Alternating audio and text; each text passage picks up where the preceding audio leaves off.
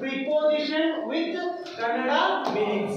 Okay, prepositions with Kannada meanings ಅಂದಾಗ ಏನೇನು prepositions ಅವ ಅಂತ ನೋಡಿದಾಗ at ಕೆಳಗೆ ಅಂದ್ರೆ ಕಡೆಗೆ ಅಲ್ಲಿಂದ in ಒಳಗೆ ಅಲ್ಲಿ out ಹೊರಗೆ on ಮೇಲೆ ಕೈಗೆ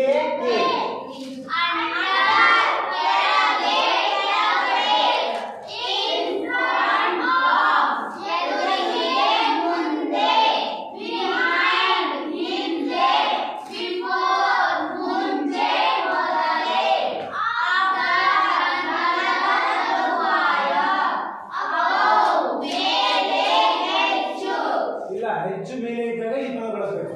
ಓಕೆ, ಈ ಹೆಚ್ಚು ಹೋಗ್ಬೇಡ್ರಿ.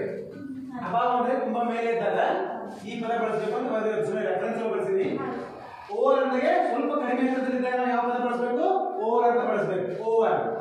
ಓವರ್ ಅಂದ್ರೆ ಮೇಲೆ, ಎರಡು ಮೇಲೆನೇ ಆಗುತ್ತೆ.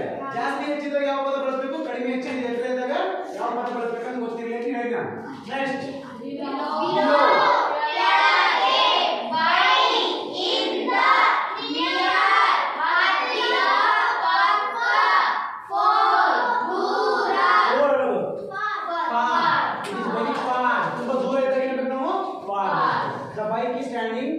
very far from me. ತುಂಬಾ ದೂರದಲ್ಲಿ ನಿಂತಿದೆ ಅದು. ಹೌದಾ? The bus stand is very far from here. Far ಅಂದ್ರೆ ತುಂಬಾ ದೂರದಲ್ಲಿದೆ ಅಂತ ಹೇಳೋದು. Next.